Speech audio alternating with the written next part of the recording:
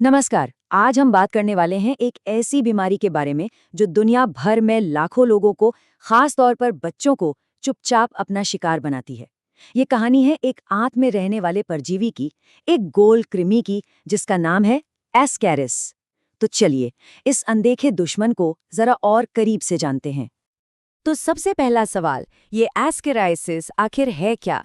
नाम सुनने में थोड़ा मुश्किल लग सकता है, पर इसके पीछे की वजह एक बहुत ही आम सा जीव है। आइए समझते हैं कि ये बीमारी क्या है। बिल्कुल सीधी और सरल भाषा में, एस्केराइसिस एक बीमारी है जो एस्कैरिस नामक के एक गोल कीड़े यानी कि राउंड वॉर्म की वजह से होती है। ये एक तरह का परजीवी है जो इंसानों की आंत में अपना घर बना लेता है। और ये परजीवी रहता कहाँ है? इसका सबसे पसंदीदा ठिकाना होता है बच्चों की आंत। वहाँ ये आराम से रहता है और हम जो खाना पचाते हैं उसी से अपना पोषण लेता है, मतलब हमारे ही खाने पर जिंदा रहता है। अच्छा, तो अगर ये परजीवी शरीर के अंदर है तो इसका पता कैसे चलता है? इसके संकेत क्या होते हैं? चलिए अब संक्रमण के लक्षणों पर एक नज़र डालते हैं। अब एक दिलचस्प बात यह है कि इस इन्फेक्शन का असर इस बात पर निर्भर करता है कि शरीर में कीड़ों की संख्या कितनी है। अगर आंत में कुछ ही कीड़े हैं तो हो सकता है कि कोई खास लक्षण नजर ही ना आए, लेकिन जब इनकी तादाद बहुत ज्यादा बढ़ जाती है तब असल में गंभीर परेशानियां शुरू हो जाती हैं। जब इन्फेक्शन गंभीर हो जाता है तो शरीर कई तरह से बताता है, जैसे कि खाना ठीक से नहीं पचना, पेट में बेचैनी और कभी-कभी तेज दर्द होना, दस्त लगना, हल्का हल्का बुखार रहना, और कुछ मामलों में तो ये एपेंडिसाइटिस जैसी सीरियस कंडीशन भी पैदा कर सकता है।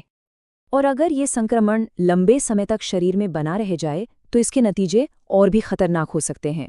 शरीर में धीरे धीरे खून की कमी होने लगती है, जिसे हम अनीमिया कहते हैं। इससे बहुत ज़्यादा शारीरिक कमजोरी महसूस होती है। पर सबसे चिंता की बात यह है कि ये कीड़े आंत की अंदरूनी दीवार को ही नुकसान पहुंचाना शुरू कर देते हैं। और जब आंत की दीवार को नुकसान पहुंचता है तो पेरिटोनाइटिस नाम की एक जानलेवा बीमारी हो सकती है। ये एक मेडिकल इमरजेंसी होती है जिसमें तुरंत इलाज की ज़रूरत पड़ती है। तो ये मामला सिर्फ पेट दर्द तक ही सीमित नहीं है, ये समझना बहुत ज़रूरी है। बात यहीं पर ही ख़त्म नहीं होती। जब इन्फेक्शन बहुत ज़्यादा बढ़ जाता है तो ये परजीवी सिर्फ आंतों में ही नहीं रहते, बल्कि ये शरीर के दूसरे ज़रूरी अंगों जैसे कि हमारे फेफड़ों और लिवर तक भी पहुंच सकते हैं।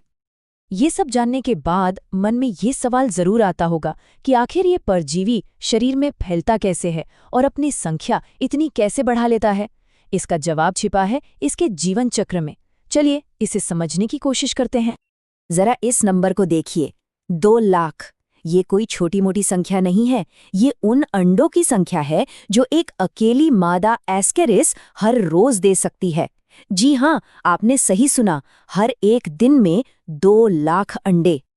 और ये लाखों अंडे संक्रमित व्यक्ति के मल के साथ शरीर से बाहर आ जाते हैं। इसके बाद ये मिट्टी में मिल जाते हैं, पानी को गंदा कर देते हैं और खाने पीने की चीजों जैसे सब्जियों और फलों को भी दूषित कर देते हैं। तो फिर इन्फेक्शन फैलता कैसे है? देखिए, जब कोई स्वस्थ इंसान उस दूषित पानी, सब्जी या फल का इस्तेमाल करता है तो ये अंडे खाने के साथ उसके शरीर में चले जाते हैं। ये अंडे आहार नली से होते हुए सीधे आंत में पहुंचते हैं और फिर आंत के अंदर जाकर इन अंडों से लार्वा बाहर निकल आता है। यहीं से इनकी असली यात्रा शुरू होती है।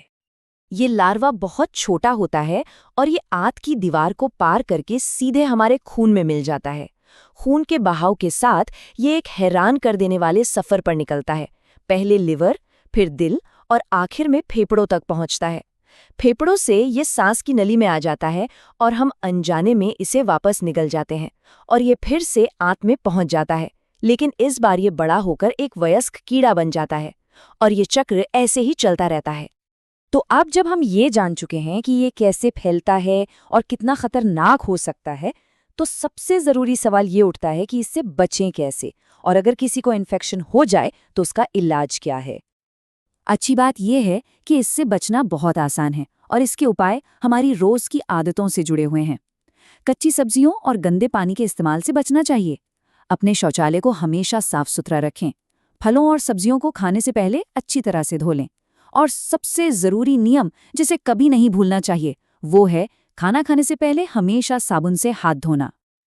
और मान लीजिए इतनी सावधानियों के बाद भी अगर किसी को संक्रमण हो जाता है तो घबराने की कोई बात नहीं है।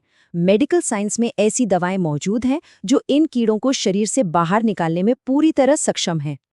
इसके इलाज के लिए डॉक्टर कुछ खास दवाएं देते हैं जो इन परजीवियों को खत्म करती हैं। ये दवाएं इन कीड़ों को शरीर से बाहर निकाल देती हैं। लेकिन ये बहुत ज़रूरी है कि कोई भी लक्षण दिखने पर खुद से इलाज करने की बजाय डॉक्टर से सलाह ली जाए, क्योंकि वो ही सही दवा और उसकी सही डोज बता सकते हैं। इस पूरी चर्चा के बाद एक आखिरी सवाल सोचना बनता है। हमने देखा कि ये बीमारी गंदगी से फैलती है और इसका कारण भी वही है। तो क्या ये कहना गलत होगा कि इस मामले में इलाज से बेहतर रोकथाम है और रोकथाम का सबसे बड़ा हथियार साफ सफाई ही है? इस पर जरूर सोचिएगा।